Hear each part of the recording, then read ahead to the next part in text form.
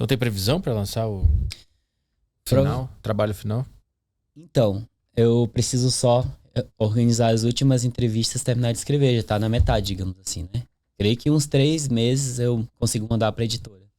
Que aí eles finalizam. Muita ameaça? Ameaça de morte? Ameaça de pessoas devotas em rede social, não da instituição nenhuma. E dos envolvidos também, não? Alguns busquei conversar, né? Por exemplo, num dos seminários que eu morei, eu entrei em contato pra conversar. Aí eles preferiram não se pronunciar, que eu deixei o espaço aberto. Aham. A igreja mesmo se pronunciar, não quiseram, então. Mas todos os envolvidos nas histórias, eles toparam falar, né? Não tem na história, não tem ninguém que não queria aparecer no... É que assim, tem os envolvidos na minha história, que nem sequer vão aparecer no livro, porque não tem como por conta das circunstâncias. E tem as pessoas que a partir da minha história, que são padres ou que são ex-seminaristas ou estão no seminário, toparam falar. Uhum. Entendeu? Mas sobre a tua história você não vai poder falar por causa que tem terceiros envolvidos. Vou poder, desde que, pelo que eu conversei com a editora, desde que eu não cite nomes. Vai criar nome fictício? Sim, nome fictício. E os entrevistados também. Só um que usa o nome verdadeiro, que eu acho que você deve conhecer, que é o Padre Beto. Não conheço. Que é um padre que foi excomungado há uns 13 anos, de Bauru, ficou bem famoso na época. Esse padre foi um dos que eu entrevistei. E ele é hétero, por incrível que pareça, mas ele tem uma mente aberta pra tratar essa questão. A história dele tá no livro? A história dele tá no livro, já tá pronta a parte dele. Ele ficou muito conhecido, ele foi em muitos programas na época, tudo. E ele foi um dos primeiros entrevistados que eu fiz, assim, pro livro. A parte dele já tá pronta, tudo. Foi na época do livro da faculdade ainda, né? Ano passado. Novembro do ano passado. O que aconteceu com ele? Ele tinha umas posições no sermão muito revolucionárias. Sobre casamento gay, aborto. E ele foi convidado a pedir desculpas, ele não se retratou e ele foi excomungado. O que é pior do que um padre perder o estado de padre. Porque um padre que ele perde o estado clerical, ele continua católico, mas não um padre exercendo. Ele foi pior, porque ele foi excomungado. Quando é excomungado, nem católico ele é mais, entende? Ele não pode nem receber mais os sacramentos. E a história dele tem a ver com assédio, esse tipo de coisa dentro da igreja? Ele sofreu assédio, ele conta. Ele sofreu assédio de um arcebispo. Ele conta a história na entrevista que ele me deu. Tá no livro, esse fato, ele narrando. Qual que é o nome do livro, pra quem não conhece? A Vida Secreta dos Padres Gays. A Vida Secreta dos Padres Gays. Sim. Que o foco é mais em padres que têm vida dupla, que são gays.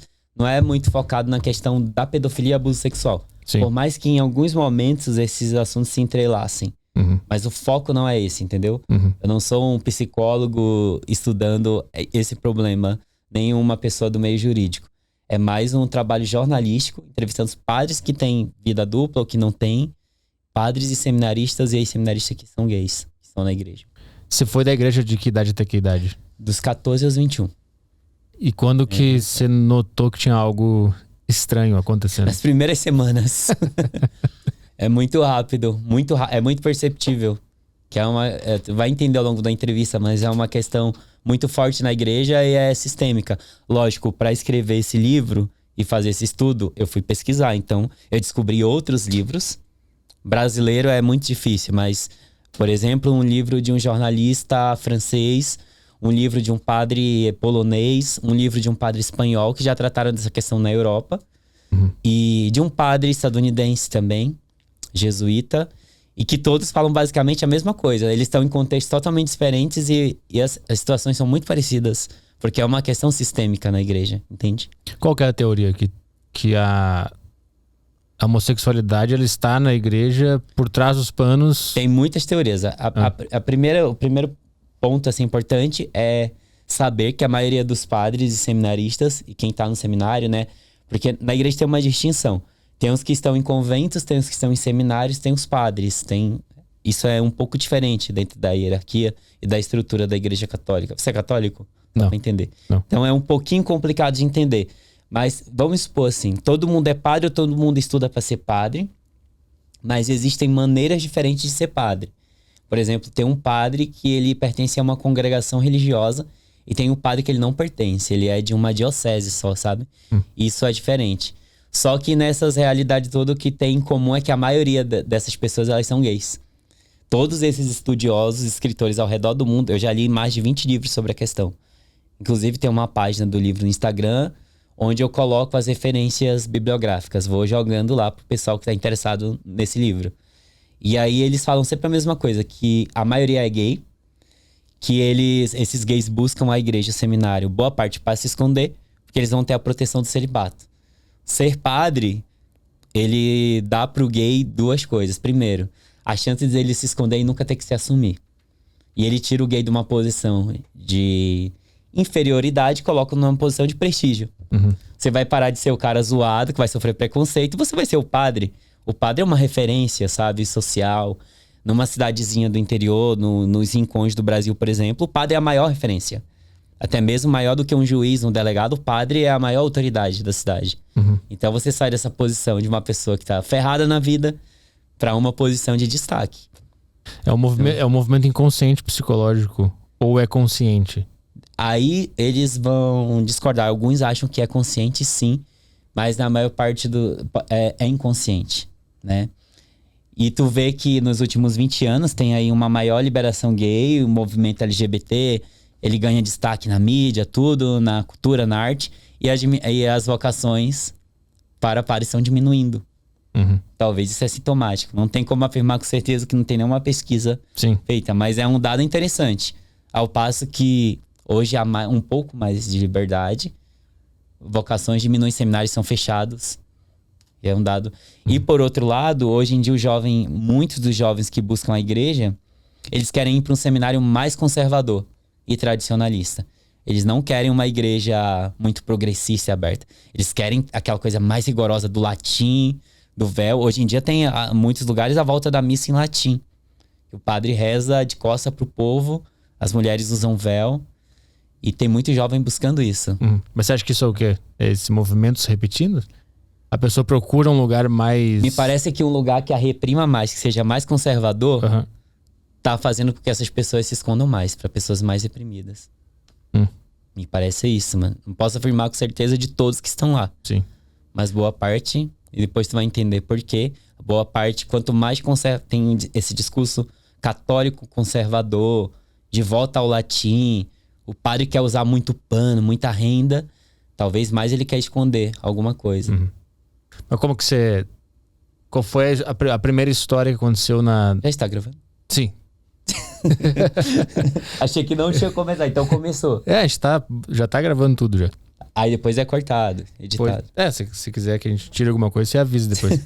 Como é que foi essas primeiras semanas, quando você entrou com 14 anos na igreja, você disse que já começou as coisas esquisitas acontecerem. Sim. Como que isso acontece? Quais são essas histórias? É importante eu contextualizar. Eu não sou de São Paulo, eu sou do interior do Pará. Uma cidade 3 horas depois de Belém. Ou seja, daí tu já tem um contexto de um lugar muito precário, muito longe de tudo, do centro do Brasil. Um lugar muito, poderíamos dizer assim, atrasado, né? Aos moldes aqui do Sudeste e Sul. E aí, naquele contexto de uma cidade de 60 mil habitantes, a atração da cidade era a paróquia. Era a igreja. Tipo, a Praça da Matriz e a Festa da Padroeira era o único momento daquela cidade, daquele contexto de interior do Pará, no meio da Amazônia, era o único contexto que animava a cidade. Que as pessoas saíam um pouco da rotina de trabalho, às vezes trabalho no campo, trabalho no comércio da pequena cidade, para um momento diferente. Então, a igreja, ela era o centro, ainda é, né, até hoje, é o centro daquela pequena cidade. E naquele contexto... eu nasci em Belém, a capital. Mas aí eu fui adotado e com 3 dias a família que me adotou me levou para esse interior, que é uma cidade chamada Capanema. E lá nesse contexto, com 9, 10 anos, algumas vizinhas ali, né, que moravam perto da minha casa. Eu era criado pela minha mãe adotiva, porque o meu pai já tinha falecido quando eu tinha uns 4 anos. Essas vizinhas começaram a me levar para a igreja. E logo com 9, 10 anos eu fiz a primeira Eucaristia e já fui chamado para ser coroinha. Isso com 10 anos. E aí o coroinha, ele é como um auxiliar do padre, né? Ele ajuda nos atos litúrgicos, ele serve o altar, ele ajuda nos sacramentos, ele ajuda a organizar a paróquia, a igreja. E ele vive já uma rotina de alguém que está indiretamente sendo preparado para o sacerdócio.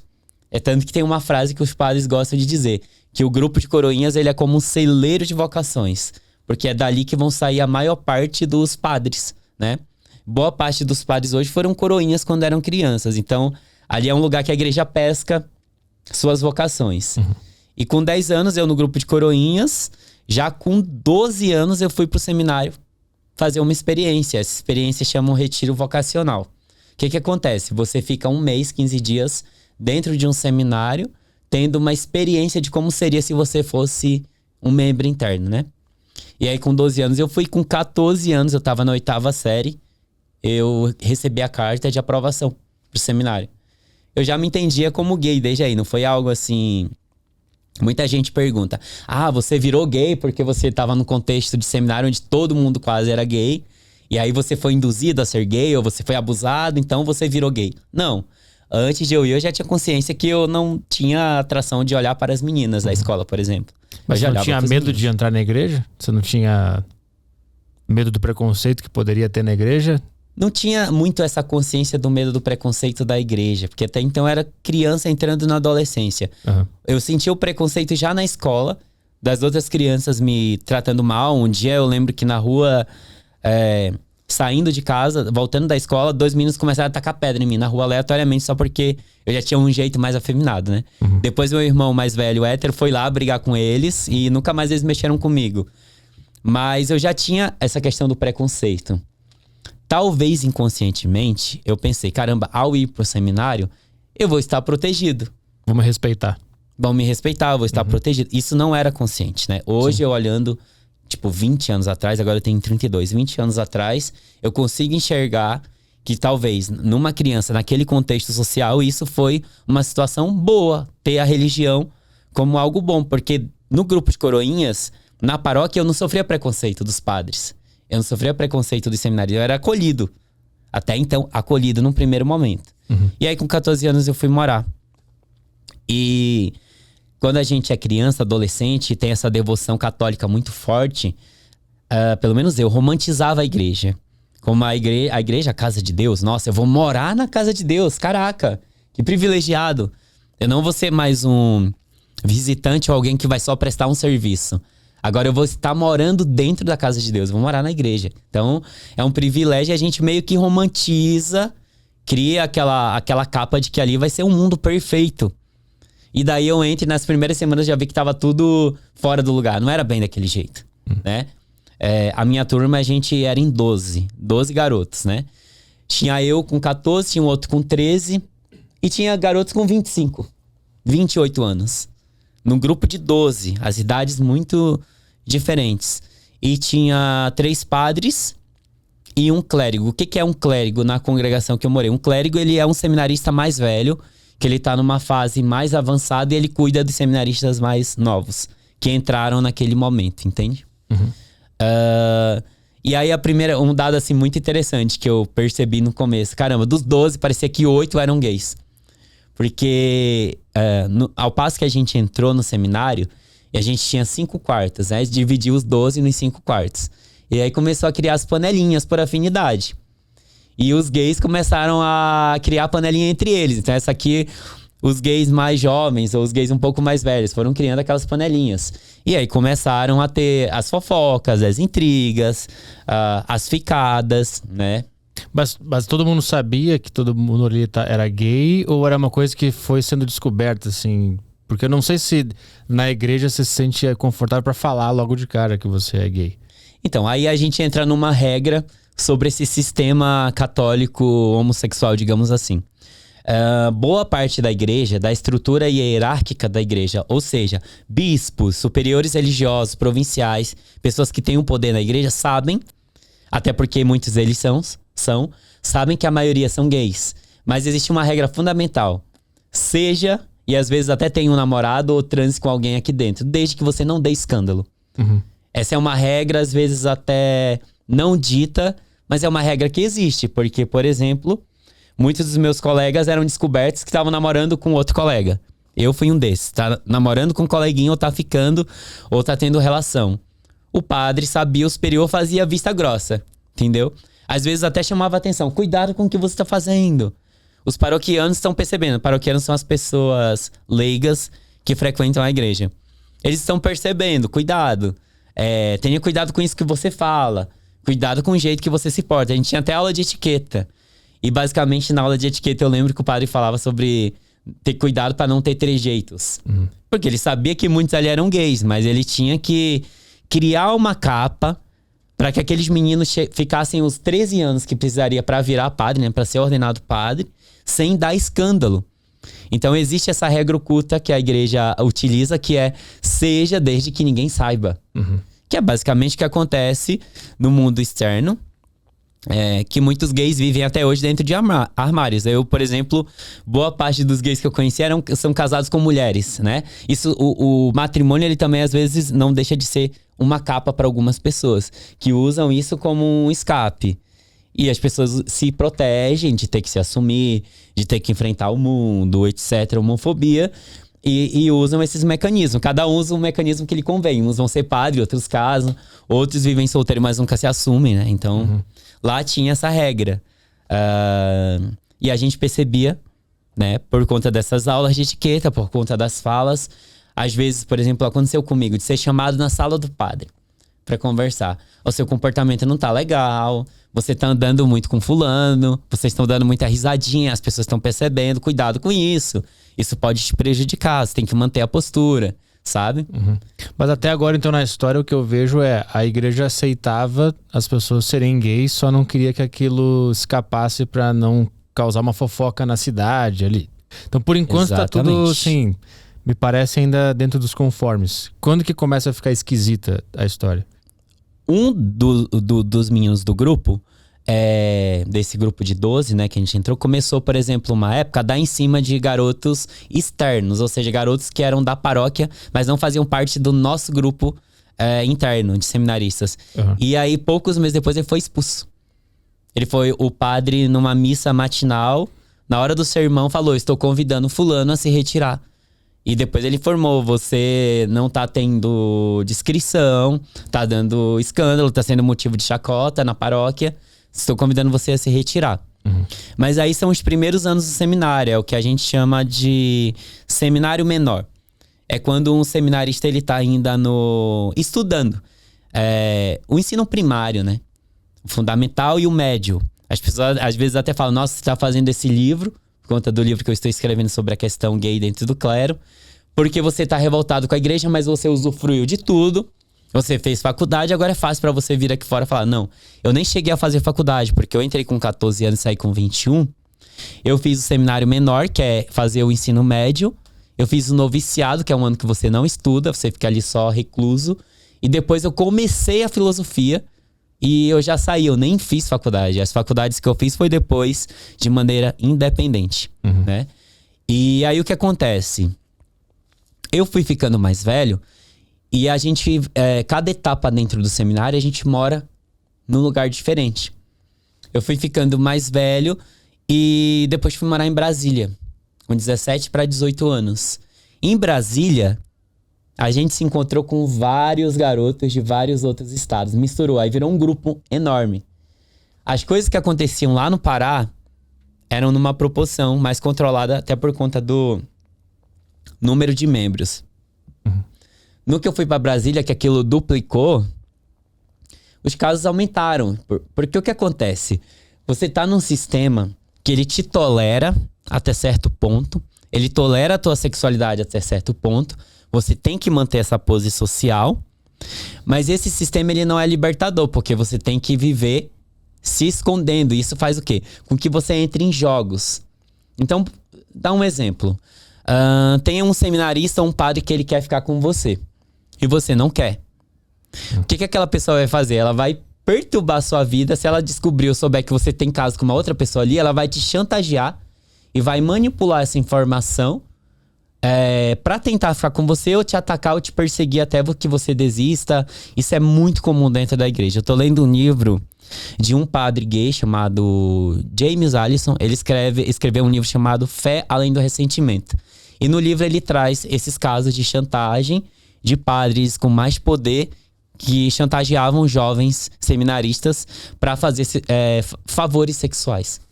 Sabe? E se não ficar comigo, eu vou espalhar que você é gay. Ou vou te prejudicar a tua caminhada para que seja mais difícil tu chegar ao sacerdócio. O contrário também acontece. Se você cede, você é promovido. Então, muitos desses padres que me assediavam, tem até um caso, depois que eu já estava morando no interior de São Paulo, um padre que era superior meu, eu cuidava da faxina do quarto dele.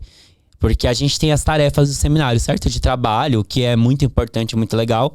Que tem uma divisão de tarefas, cada um desempenha uma função. Nesse determinado período, eu cuidava da faxina do quarto desse padre, que era meu superior. No meio dessa faxina, ele começou a me assediar. Sexualmente, passar a mão em mim e tudo mais. Comecei a me relacionar com ele. O que aconteceu com a minha vida? Eu comecei a ter privilégio dentro do seminário. Ele viajava para outras cidades para celebrar missas ou participar de um retiro. Quem que ia com ele? Eu. Para um seminarista de 19 anos, que era a idade que eu tinha nessa época, é muito legal você estar sempre viajando, tá? Ele me dava presentes também, ganhando presentes, ganhando vantagens. Ou seja, existe um sistema, aí a gente já fala de um outro traço desse sistema gay dentro da igreja, que é uma prostituição. Porque isso não deixa de ser prostituição. Você está vendendo um favor, você está trocando um favor, e em nome disso você está sendo beneficiado e está crescendo dentro da hierarquia. E quem não cede é o quê? Quem não cede, às vezes, é excluído ou deixado de lado. O próprio Padre Beto, né, que é um dos padres que eu entrevisto pro meu livro, ele conta esses casos de assédio que ele sofreu. E por não ter cedido, que inclusive ele é heterossexual e não cedeu, ele começou a sofrer pressões. Inclusive culminou com a excomunhão dele da igreja. Porque ele não tá nessa estrutura viciosa, né, de troca de interesses. E o que eu falo aqui, lógico, para algumas pessoas vai parecer um escândalo, uma inverdade. Eu recomendo que as pessoas leiam a bibliografia que eu recomendo, que elas vão ver os próprios padres que estudam sobre esse tema, repetindo as mesmas coisas que eu estou a falar, porque parece absurdo. Lógico, a gente tá falando de dois temas muito polêmicos: religião e sexualidade. Falar de religião é caótico. Falar de sexualidade é caótico, porque as pessoas pegam essas duas realidades e elas seguem quase que de maneira dogmática, né? E religião já é dogmática, mas a sexualidade, ela é muito uma questão, assim, de dogma, que as pessoas dão a vida pra defender no que elas acreditam. Exemplo, o cara, eu sou heterossexual, essa é a única, não todo mundo, né? Mas muitos pensam assim: sou heterossexual, essa é a única maneira correta de viver a vida e eu vou defender isso com unhas e dentes. Ou eu sou da religião X e essa é a única maneira correta de servir, de acreditar no Deus ou deuses, e pronto, eu estou certo, você está errado. Então é uma maneira correta dogmática. São problemas, são questões polêmicas e sensíveis, e eu tô falando das duas coisas ao mesmo tempo. Então, logicamente, muita gente me ataca e vai dizer que tudo isso aqui é uma encenação, que eu tô mentindo e que eu só usei a igreja nesses 7 anos que eu fiquei lá dentro pra falar mal. Mas essa é a realidade assustadora. E lógico, eu não falei aqui nem um pedacinho do que realmente acontece, tem coisa que nem dá pra falar, mas essa é a realidade, né, de algo que é oculto. Por isso a proposta do livro é a vida secreta, porque é algo que é velado, não é algo que as pessoas ao menos suponham que aconteça, né? Você diria que isso acontece em sei lá, 90% das igrejas, ou é uma coisa muito pontual? Depende do que acontece. A questão da sexualidade não vivida de forma saudável, porque viver a sexualidade no meio desses jogos, usando a religião para mascarar, etc., com tudo que eu falei aqui anteriormente, não é algo saudável. Eu diria que boa parte, eu não posso falar todos, mas, porque eu não conheço todos e não tenho uma pesquisa científica para embasar minha fala, mas assim, pela minha experiência, pelo empirismo do que eu vivi e de tudo que eu leio, e na bibliografia, nos livros que eu tenho acesso e nas notícias que estão aí nos jornais, Eu tenho certeza que boa parte vive mal a sua sexualidade dentro do clero católico. Boa parte dos padres não vivem o celibato bem. Por quê? Primeiramente porque não é algo natural. Ser celibatário não é algo natural. A natureza, o corpo, ele grita. O corpo, a nossa existência é sexualidade, né? A gente é sexualidade. 24 horas, desde eu nascer até eu morrer, a gente é sexualidade. Então, qualquer religião que diga pra você abdicar de uma parte importante de si mesmo, vai gerar pessoas doentes, frustradas e que não vivem a sexualidade de forma saudável, porque não tem como arrancar a sexualidade do ser humano. A pessoa pode até te afirmar, eu sou padre há 10, 15 anos, eu nunca transei, nunca fiquei com ninguém. Mas como será que essa pessoa é por dentro? Será que não viver uma parte fundamental da existência dela vai trazer benefícios para a vida dela? Para a saúde mental? Às vezes essa pessoa tá toda ferrada por dentro, o psicológico, sabe? Uhum.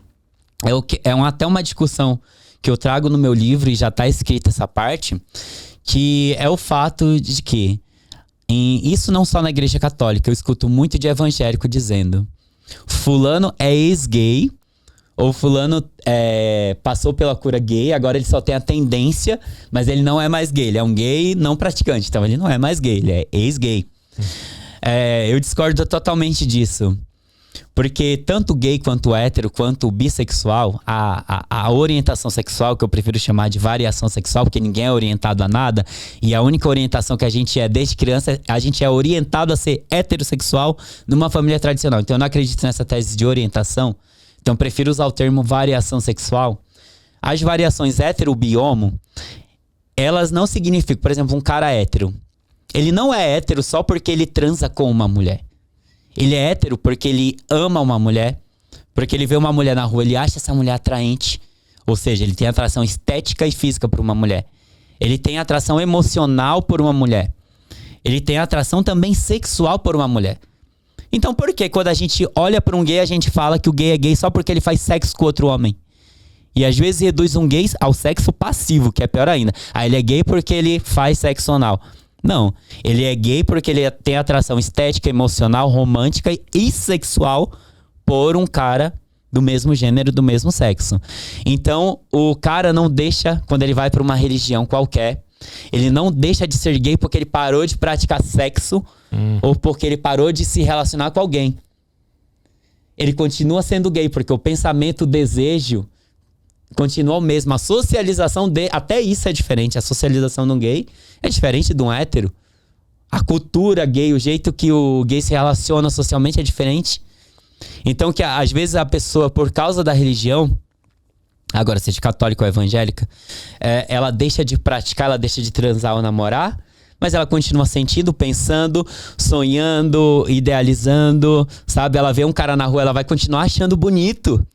Ou seja, ela jamais vai deixar de ser o que ela é. Uhum. Ela só interrompeu um dos comportamentos ou pilares, né? Exatamente. Os continuam ali. Que compõe o todo. Mas você acha que o celibato, ele acaba fortalecendo esses desejos e isso inevitavelmente tem que escapar em algum lugar e é por isso que dentro da igreja é tão forte?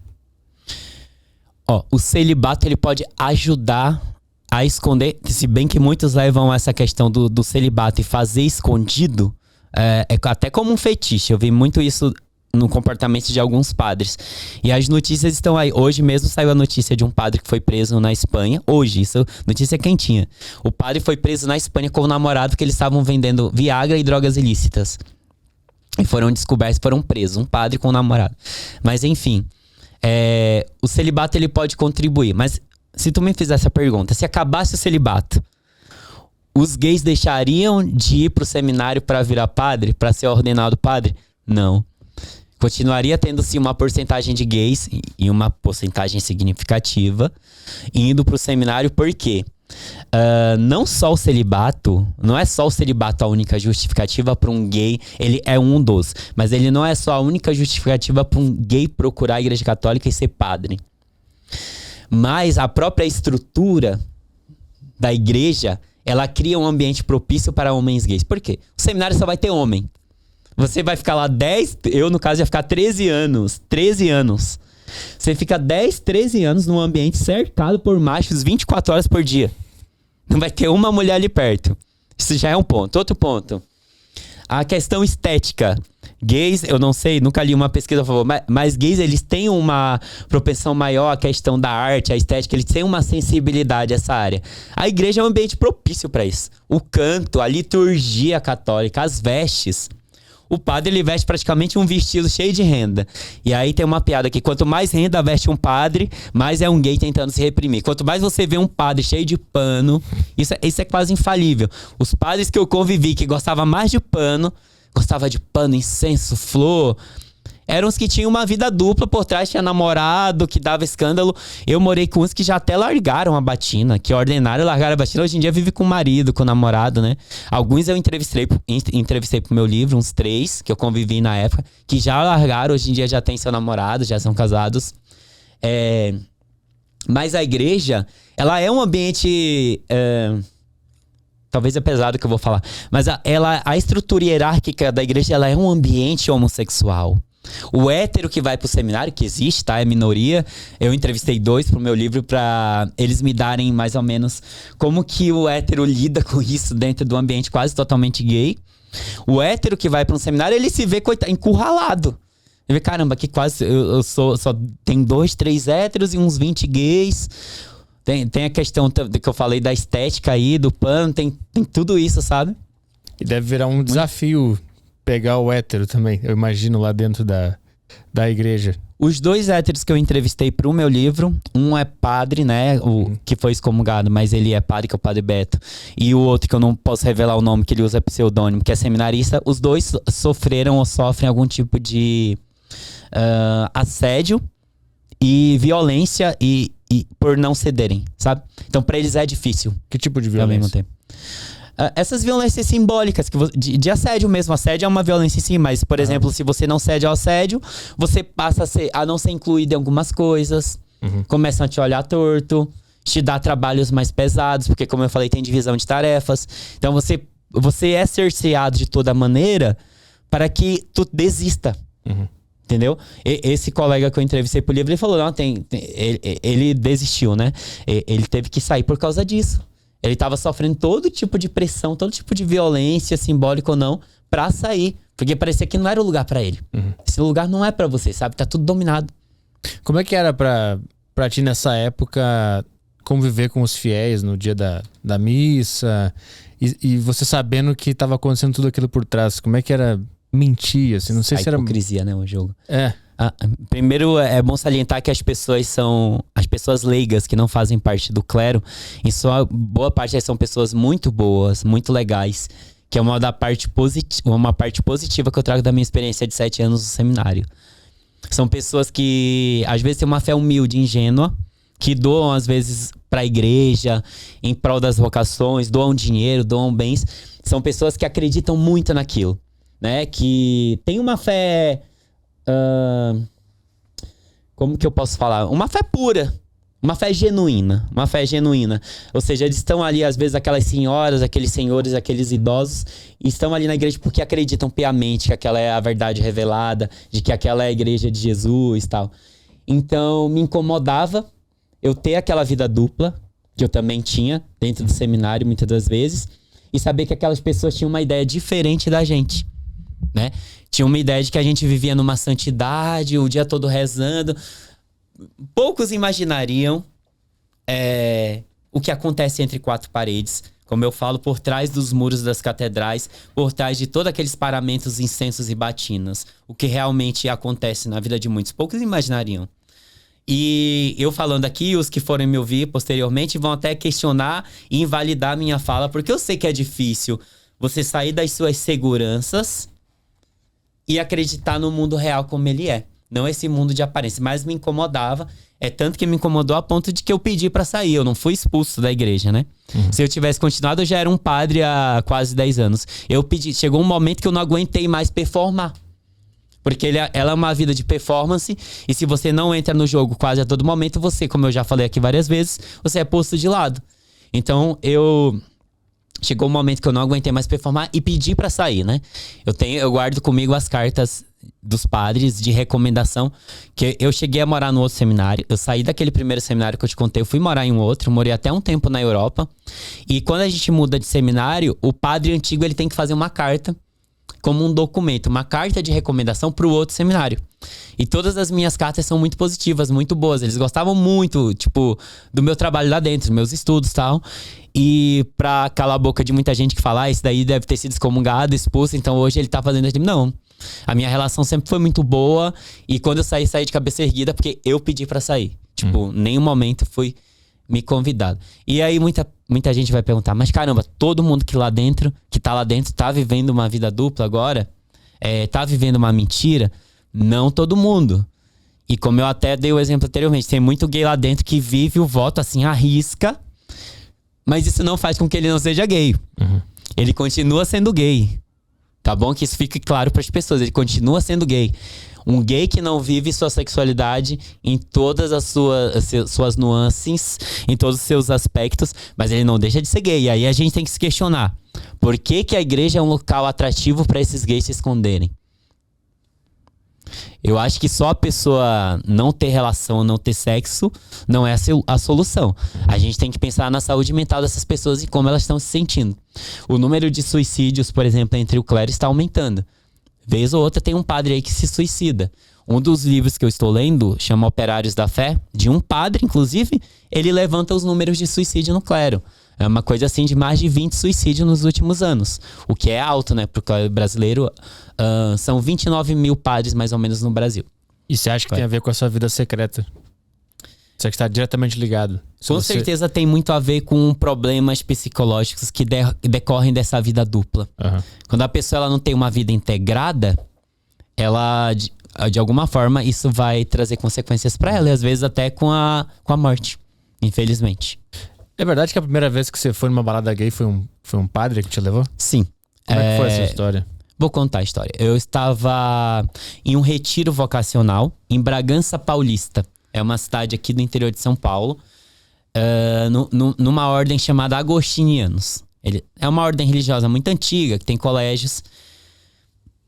E por coincidência, eu não sei se foi coincidência ou foi providência, o último dia de retiro era um domingo, que era o dia da parada LGBT em São Paulo, na Paulista. Exatamente no último dia. E eu conhecia alguns padres da Arquidiocese de Sorocaba, interior de São Paulo. E eu me comunicava com eles, falei, nossa, eu tô no retiro aqui nos Agostinianos, e o último dia é domingo tal. Aí um desses padres falou pra mim, cara, o último dia do retiro é o dia da parada em São Paulo. Você não quer ir comigo? Você sai, o retiro iria terminar com almoço, meio-dia. Você sai de Bragança, pega o ônibus, me encontra em São Paulo, eu reservo um hotel e eu te levo na parada pra tu conhecer.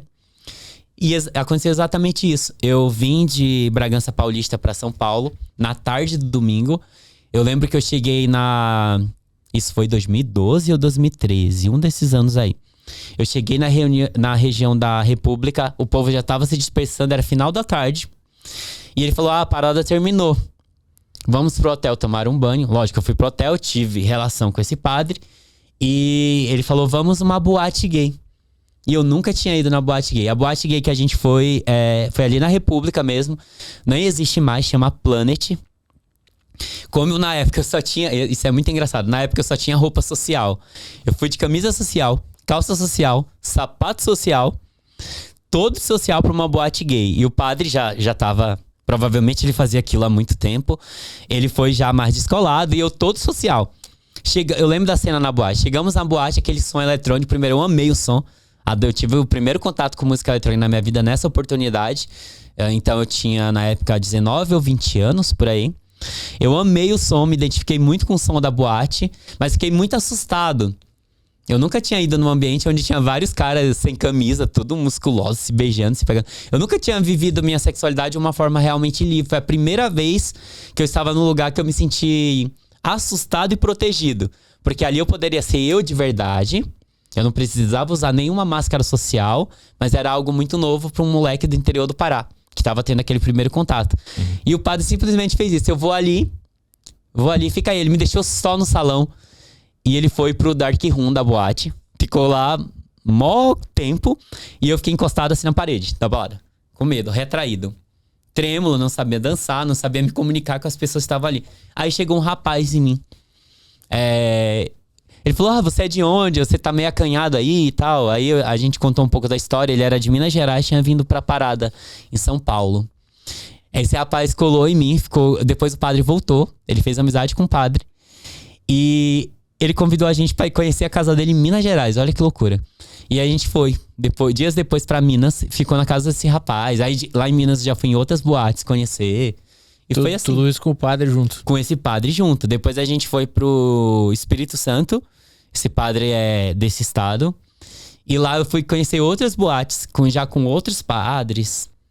E eles têm essa vida agora, recente. Que dia foi? Agora no carnaval, tem 15 dias. Eu estava num rolê e um amigo meu lá conheceu um padre que tava na balada. Lógico, ele não vai de batina, né? Ele vai disfarçado, digamos assim. Mas por trás de toda essa cena que você relatou, tem aquele esquema de poder, assim, você não fala pra ninguém isso aqui, senão você sabe o que vai acontecer com você. Tem essa ameaça velada por trás, assim? Nessa época, eu já tava há quase 5 anos no seminário. Então você já tava sabendo. Eu já estava dentro do jogo, eu já tinha me adaptado.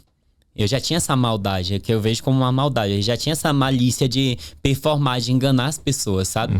É tanto que eu nem revelei o que realmente eu fazia. Eu falei que morava num colégio interno. Não revelei que eu estava estudando pra ser padre. Sim. Mas então você estava acostumado já com o jogo de poderes e você jogou bem dentro das regras que estavam postas ali. Sim. Eu fui com 14 anos, adolescente. Sim. Você tá tendo a sua personalidade formada nessa idade. E eu já fui educado e formado nesses jogos, nessa maneira de lidar. Então, pra mim, isso era o natural. Eu saberia que se eu continuasse assim, eu estaria hoje ordenado padre. Estaria vivendo uma vida dupla, muito provavelmente. Se eu não estivesse vivendo uma vida dupla, eu estava vivendo uma vida como um gay frustrado e escondido, infeliz, provavelmente também. E sabe lá se até não teria crescido na hierarquia. Entendeu? Aí você ficou 7 anos nessa igreja e eu imagino que esse tipo de história então tem um monte de balada, de romance, de jogo de poder. Só que aí você decide sair depois de 7 anos, né? 7 anos. Porque você não aguentava mais a vida dupla. E você viu que se você ficasse nessa, você ia viver uma vida dupla muito mais forte do que você está vivendo até agora, né? E mesmo dentro da igreja, eu consegui viver um pouquinho do mundo gay externo. No que eu fui nessa balada. Sim. Depois fui em outras baladas. Com um outro padre depois, eu conheci o chat da UOL, que era uma sala de bate-papo, que tinha o padre que falou, você pode entrar nessa sala e conversar com os caras. Um padre que eu conheci no interior de São Paulo, Franca. E aí eu fui conhecendo um pouquinho do antro, né? Né? Nem se usa mais termo hoje em dia, mas do meio gay, propriamente, né? Então eu tive um pouquinho desse gosto. Eu disse, caramba, por que eu vou viver isso se eu posso viver aquilo? Eu não preciso enganar as pessoas, enganar a mim mesmo. Eu não quero isso pra mim, né? E aí eu saí. Mas hoje em dia eu tô mais tranquilo quanto a isso. Eu não me arrependo. Assim, se eu for olhar a experiência, não posso dizer que foi de toda uma coisa ruim. Porque me trouxe muitas coisas boas, um pouquinho de maturidade em algumas áreas. Me traz essa maturidade de falar sobre esse assunto hoje com naturalidade e entender que a minha sexualidade é algo bom. E não algo que eu tenha que esconder ou viver nesses joguinhos, sabe?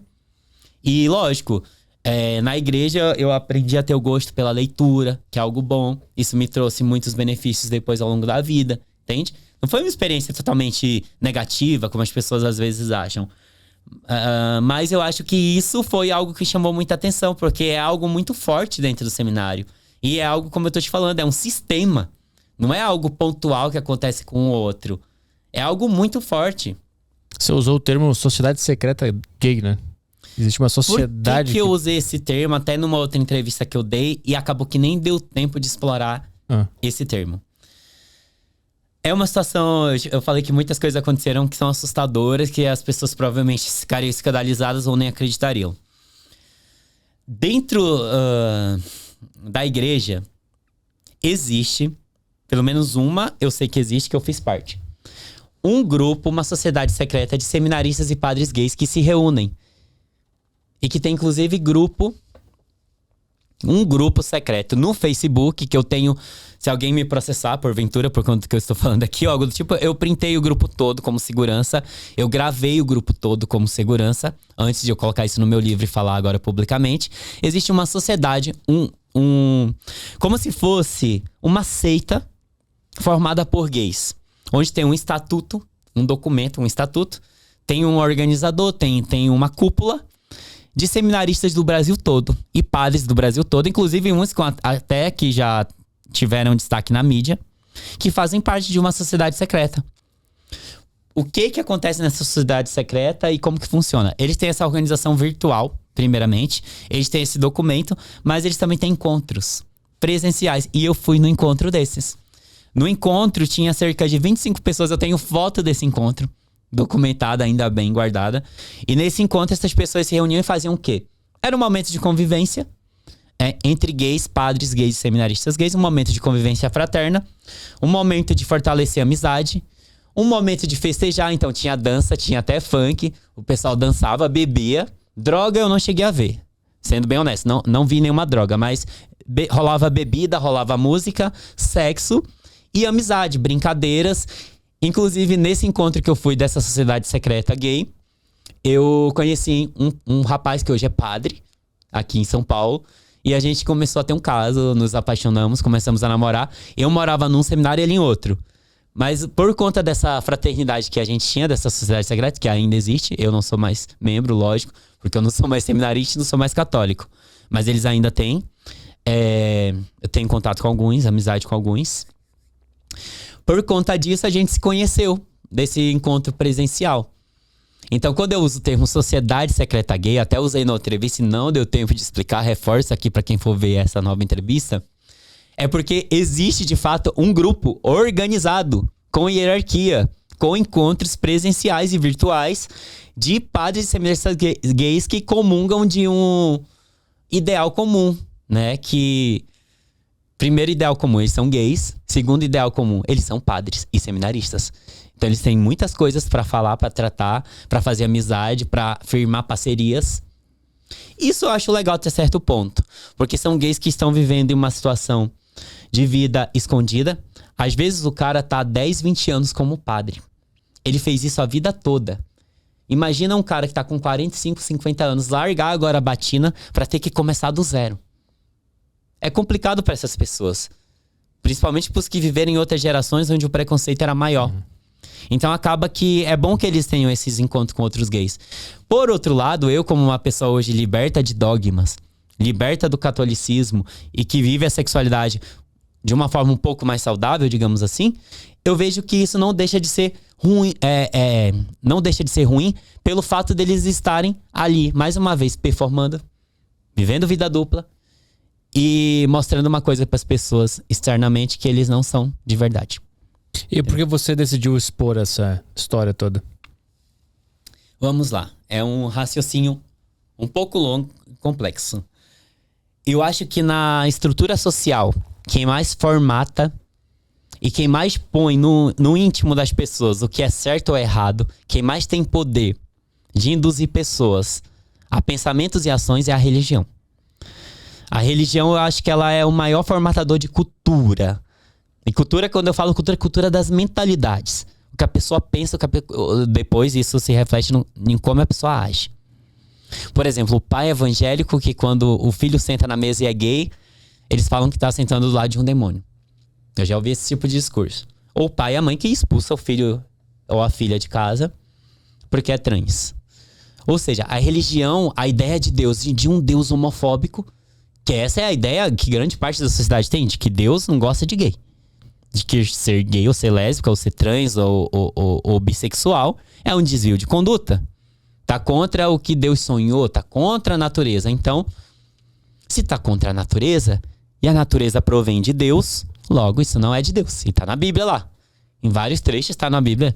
Lógico, tem as várias hermenêuticas, várias interpretações. Hoje tem igrejas com uma teologia mais inclusiva e tal. Mas a teologia tradicional diz que não, que Deus não gosta disso. Se Deus não gosta disso, eu como pessoa religiosa devo abominar, ou no máximo eu posso ter aquele discurso de que eu respeito, mas não aceito. Caraca, como assim você não me aceita? Você não aceita o que eu sou. Porque não é uma opção, não é um comportamento que eu opto, é algo que eu sou. Eu, por exemplo, nunca optei em ser gay, eu não seria burro o suficiente pra sofrer preconceito. Desde a infância e adolescência eu teria optado, caramba, você é hétero. Até porque eu não tinha nem minha maturidade, minha personalidade formada. E eu já sentindo a realidade do preconceito desde a infância lá no interior do Pará, eu teria dito, não, você é hétero. Não foi uma opção. Não é um comportamento. Um comportamento que eu posso mudar.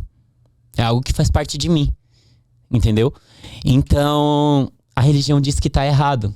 E a religião é quem forma a cultura.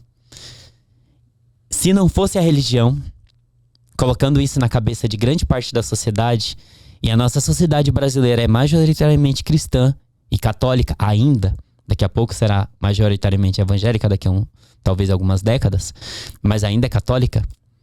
Logo, se eu quebro as estruturas que formam essa cultura de mentalidades, se eu mostro que nessa cultura, nessa estrutura tem defeitos e tem incongruências, é uma chance de combater o preconceito de forma minuciosa.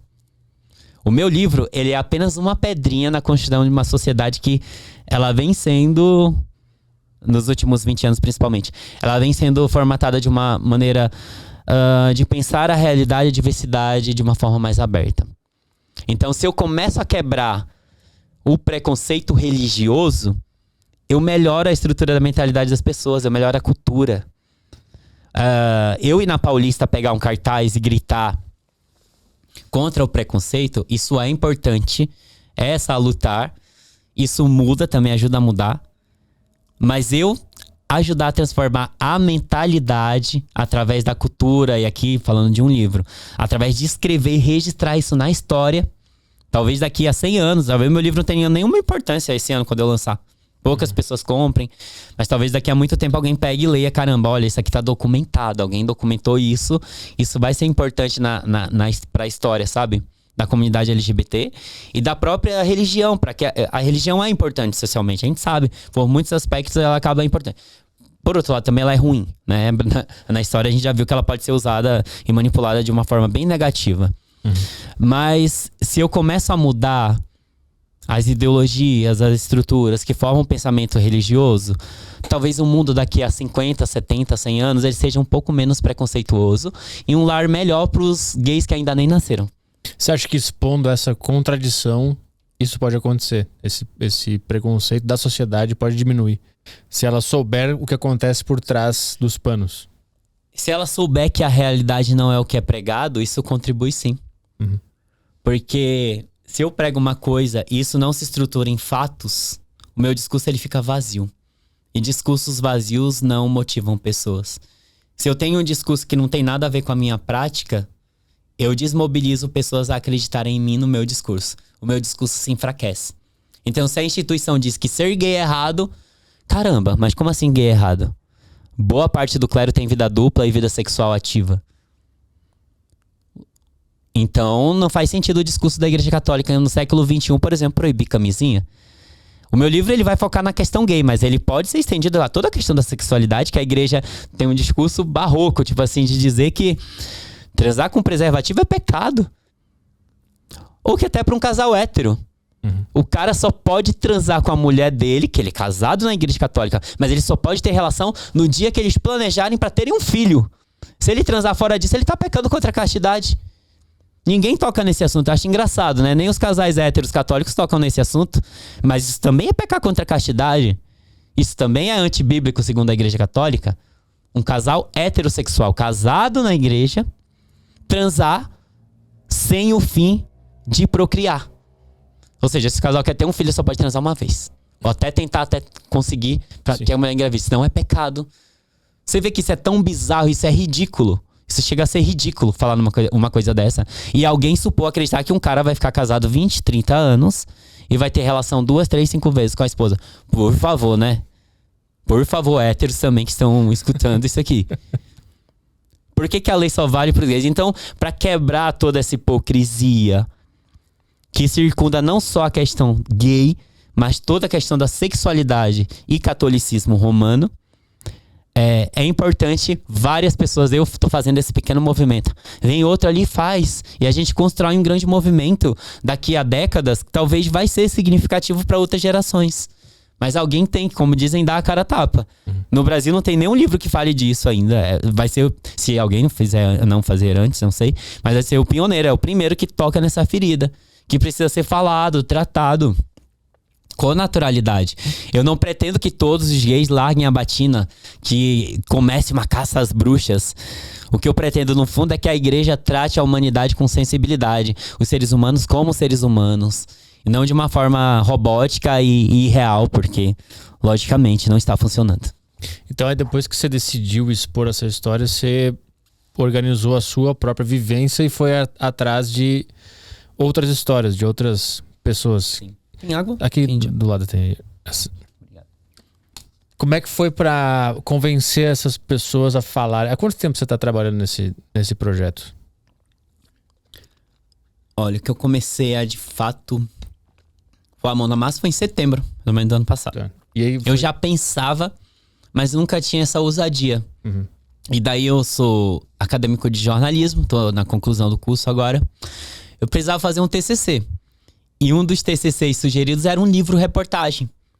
Que é uma forma do jornalista trabalhar escrevendo livros-reportagem. Eu falei, caramba, acho que isso tem a ver comigo. Eu gosto de ler. Quem gosta de ler geralmente escreve um pouco bem, sabe? Eu fui unindo o útil ao agradável. E aí, caramba, pensar num tema. Muitas pessoas, por eu expor na rede social que eu tinha sido seminarista, sempre me pediram um registro disso. Caramba, por que você não faz um livro? Tua história é legal. Você veio lá do interior do Pará, você é adotado, seu pai faleceu, sua história é mó diferente, faz um livro. Você veio pra São Paulo sozinho, depois de tudo, começou do zero, escreve um livro sobre tua vida, sobre tua experiência no seminário. As pessoas meio que me incentivaram, alguns amigos. E aí surgiu o TCC, que poderia ser um livro-reportagem. Falei, agora é a hora. Apresentei o tema pro orientador, ele adorou. Só ele, porque os outros professores da faculdade, todos, isso não é legal, é um tema muito delicado, cuidado. Eu disse, sabia que havia esse tipo de reação, mas não, vou em frente. E aí, um livro-reportagem, ele tem que entrevistar pessoas. Ele não pode ser meramente um registro autobiográfico. Senão eu faria uma autobiografia e não seria jornalismo. Para ser jornalismo, ele tem que entrevistar outras pessoas, né? Ele tem que ter material, ele tem que ir a campo. Eu disse, como eu vou conseguir? Aí eu tinha contato ainda com alguns. Conversei com uns 2, 3. Você toparia dar entrevista? Até mais, acho uns 6, 7.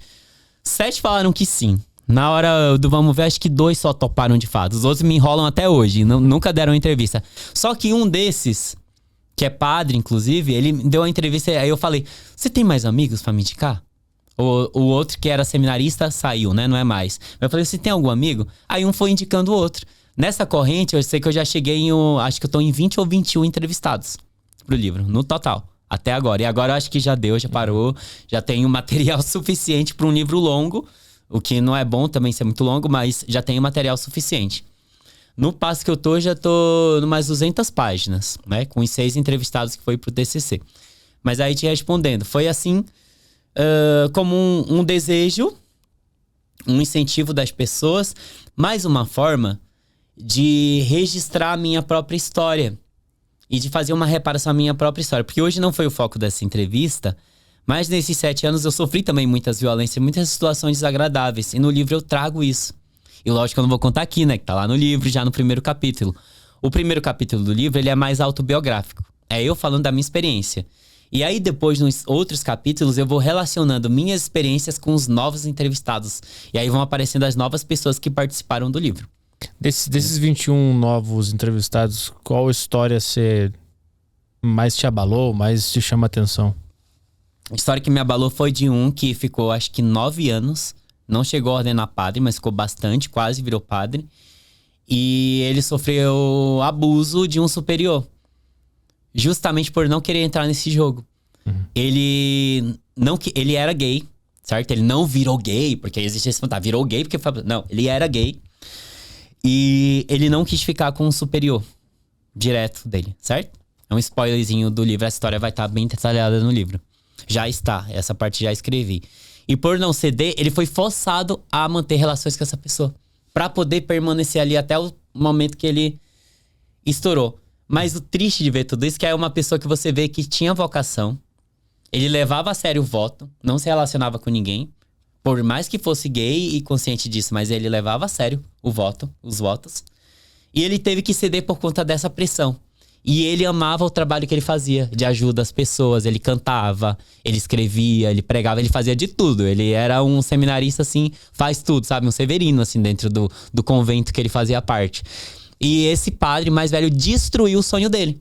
Então, você vê, por mais que eu não ache bonito e romantize alguém ser padre hoje em dia, por conta de tudo que eu vivi e por ter uma outra visão hoje da religião em geral, eu fiquei triste pela história dele ter sido meio que destruído, um sonho que é destruído. Em nome do vício e da falta de controle de alguém. Isso pode ser considerado um estupro que ele passou? Eu considero um abuso. É um abuso. Eu não sei como definir exatamente, porque eu não sou da psicologia, assim, mas considero é um abuso. No livro tem algum depoimento de padre que tá atuando hoje numa vida dupla? E aí usa um codinome? Sim. Todos eu troquei de nome. Uhum.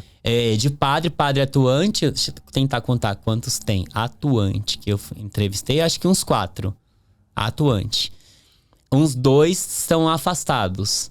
Os outros são seminaristas e ex-seminaristas. Eu entrevistei ex também, ex-seminaristas gays. Uhum. E seminaristas que estão lá dentro estudando. E uns que já saíram. E padres, acho que são 6 atuantes.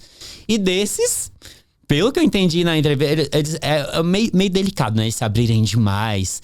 Mas eu sei, assim, por alto, algumas perguntas deu a entender. A maioria deles, sim, tem vida dupla. Mas cada um interpreta essa vida dupla de uma forma. Aí que tá a diferença. Como assim? Um deles me falou assim: existem vários tipos de vida dupla. Ele disse assim: tem aquele padre, por exemplo, ou aquele pastor, podemos ampliar, que ele prega uma coisa, ele desce o sarrafo nos gays lá no púlpito, na pregação na hora da missa e do culto. Mas se tu for investigar a vida dele, ele sai com um garoto de programa. Isso aí tá nos jornais quase que toda semana. O padre tal é descoberto com um garoto de programa. Semana retrasada saiu um que o garoto de programa matou o padre. Um padre de 80 anos. Ou seja, um padre de 80 anos, esse cara viveu vida dupla há muito tempo, né? E nunca foi descoberto ou deu escândalo. Deu escândalo agora porque o garoto de programa matou ele, infelizmente. E esse padre, não sei se era o caso, mas, por exemplo, pode ter um padre que viva isso e vá no púlpito e diga: ser gay é errado. Uhum. Mas, por trás, eu sou gay, tenho vida sexual e amorosa ativa. E esse padre falou pra mim: mas tem uma vida dupla que ela não é ruim. É a vida dupla do padre, que ele pode ter um namorado, ele pode ter relações fortuitas, sexuais, e ele não condena os gays. No púlpito, ele não usa o sacerdócio dele, a batina e a estola, que é aquela faixa que ele tem, como uma forma de oprimir outros gays que tiveram a coragem que ele não teve de sair do armário. Ele não usa. Ele tá ali calado na dele. E pode ter um padre que vive a vida dupla e que publicamente ele fala a favor dos gays. Eu sei que são minoria, mas existem padres, inclusive alguns escreveram alguns dos livros que eu estou lendo, que são gays, são assumidos e escreveram ou tem pastoral a favor dos gays que tentam ajudar a comunidade LGBT de forma positiva e não só atacando. Então, às vezes até tem vida dupla, mas não estão usando a igreja pra atacar outros gays. Entendeu? E eles falaram como é que é psicologicamente viver nessa vida dupla? Tipo, sair na rua, você não pode ir no cinema com o namorado, você não pode sair pra jantar, sempre com muito medo, eu imagino, de ser descoberto. Claramente, pra maioria deles, não é legal. A vida dupla, às vezes, ela... sei lá, traz até depressão, tristeza, solidão. Ela não é uma relação... Por mais que ele tenha um namorado, seja pai, tenha vida dupla, ela não é uma relação como você falou, que pode ser ela mesma na rua, sabe? Não é integrada. Você não é você o tempo todo. Você às vezes é 2. Você vive um personagem. Agora eu sou o padre fulano de tal. Agora eu tirei minha batina, eu saí da igreja, eu tô na minha folga, eu tô nas minhas férias. Agora eu sou o fulano de tal, vivendo a minha sexualidade enquanto gay. Esquece que eu sou padre, sabe? Mas eles falam... Isso com certeza não é saudável pra uma pessoa ter que viver em personagens. Esses padres relataram que isso traz sofrimento. Não lembro de nenhum ter falado que traz sofrimento, porque eu acho que é delicado pra eles falarem que isso traz sofrimento. Mas nas entrelinhas, no que eles responderam, e o método que eu tô usando no meu livro é depoimento, eu tô usando o texto corrido do que eles falaram. Eu comento entre linhas, mas tá ali integral o discurso deles, eu não me interfiro. Isso é uma parte legal do meu livro, fazendo propaganda aqui, é que são os depoimentos dessas pessoas. E você vê nas entrelinhas, por mais que ele não diga, claro, caramba, eu tô sofrendo por estar vendo essa vida dupla. Você entende. Por causa desses jogos de fingimento, de não ter uma vida integrada, sabe? De ter que esconder as coisas. Você percebe que a pessoa não tá 100% realizada. Por qual caminho você foi para entrevistar por exemplo, o padre atuante hoje que tem vida dupla? Que tipo de pergunta... O que você estava buscando nessa entrevista? Busquei principalmente no início perguntas mais genéricas, no sentido de quando que você se descobriu gay? Ou quando que você decidiu ser padre? Comecei por aí, né? E aí o jornalista ele tem muito disso de pegar o feeling da coisa. Como que tá o ar da entrevista? Como que a pessoa te respondeu, você pega um gancho de algo que você nem pensou. Não tinha totalmente Lógico, eu preparo a entrevista, tem ali 6, 7 perguntas prontas, mas nem sempre seguiu essa lógica. Então, às vezes, eu perguntei pro cara assim: caramba, o que você decidiu ser padre se você já sabia desde tal idade que era gay? Teve um que respondeu: pois é, então, eu não escolhi ser padre pra me esconder. Eu não fui pro seminário por isso. Eu sabia e não foi por tal coisa, sabe? Eu falo: caramba, foi por isso? Aí teve um que falou: porque eu acho lindo. Teve um que me respondeu isso. Eu vi um padre muito idoso na paróquia da minha cidade e achava lindo o trabalho dele. Eu dizia desde pequeno: eu quero ser como você. Eu gostava como ele ajudava as pessoas. Aí ele falou que ele quer ser padre porque ele ajuda as pessoas. E que ele não vê nenhum problema ele ser gay e ser padre, sabe? Ele fala que não vê nenhum problema. Por mais que ele tenha vida sexual e tenha que esconder isso, né?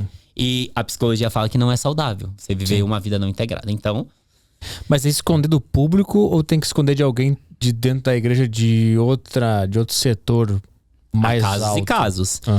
Nem todo bispo e nem todo superior hierárquico ele vai ser tão aberto a essa questão. Alguns sim, outros não, né? Então, às vezes o cara tem que esconder também do superior. E às vezes tem que esconder do superior que ele não quis ficar lá no passado. Lembra que eu falei antes? Ou às vezes porque esse superior ele tem um posicionamento mais duro com essa questão. Mas, cara, tem um livro que eu li chamado No Armário do Vaticano. Ele é de um jornalista francês. É bem famoso esse livro. Tem aqui, inclusive, nessa prateleira aqui. É um livro bem longo, denso e tal.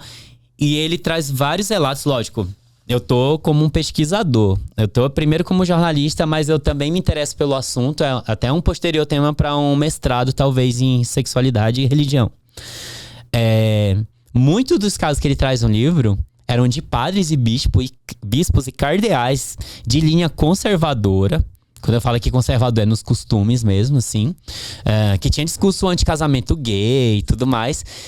E que foram fuçar, o cara tinha vida dupla, saía com um garoto de programa, bancava o rolê dos boys, assim, sabe? Então, às vezes, esse discurso conservador de alguns, ele esconde muita coisa. E às vezes o bispo, que ele é o superior do padre, em alguns casos, né? Se ele for um padre diocesano, o bispo ele é o superior direto do padre. O bispo, às vezes, ele pode ter esse discurso de que não aceita, não tolera padre gay e tal, mas ele tem esse discurso para esconder o que ele é. O Martel, que é o jornalista que escreveu esse livro, ele traz uma problemática muito interessante sobre isso, esses jogos. Ele fala, caramba, por que tantos casos de abuso, aí já indo pra questão do abuso, não vieram à tona? Onde que tava esse superior que não percebeu? O padre, tem casos que o padre, tem um outro livro chamado Pedofilia no Brasil, que eu li também, né? Ele não é o meu tema, mas ele ajuda a entender algumas coisas. É um livro que foi lançado ano passado aqui no Brasil por 2 jornalistas. Esse livro, ele traz casos de padre que abusou de mais de 100 crianças. Como assim o cara conseguiu abusar mais de 100 crianças e ninguém percebeu? Tem alguma coisa errada. Como que o superior não percebeu com um comportamento estranho? O cara mudava, dava escândalo aqui, ia pra outra cidade, ia pra outro estado, só transferia. O Martel já explica isso no livro dele, esse mecanismo, que é que o superior, ele não é um abusador, às vezes, e um pedófilo, mas ele é um gay que tem vida dupla. Se ele ferrar a vida do padre que tá cometendo esse erro, o que o padre vai saber? Sabendo, vai entregar ele também. Então, um tá protegendo o outro dentro das suas questões, entendeu? Complicado. Quando você foi pra França, né? Fui pra França. Que época foi isso? 2013. Pra estudar no ministério, né? Seria a etapa final, filosofia e teologia. Lá isso aconteceu também? Fiquei pouquíssimo tempo. No seminário da França, era um seminário tradicionalista.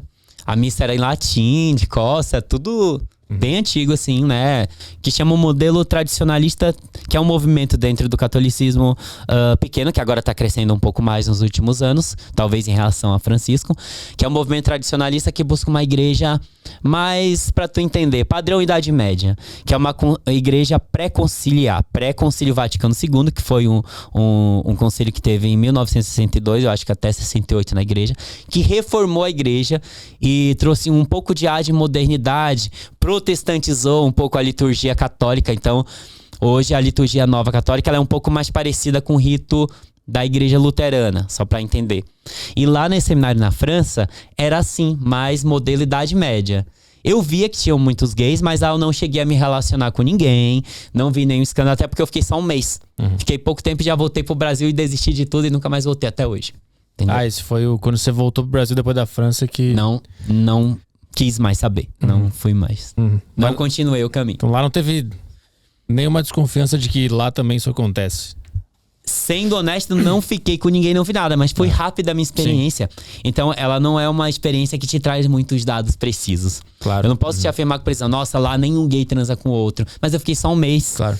Que se eu tivesse ficado mais tempo, talvez tivesse percebido mais coisa. No entanto, o que eu te falei, de que o modelo de catolicismo lá é mais tradicionalista nesse seminário, lugares mais tradicionalistas e moralistas tendem a reprimir mais os gays. Ou seja, colocar os gays em gaiolas mais poderosas do que um seminário mais progressista. Sim. Digamos assim, entende?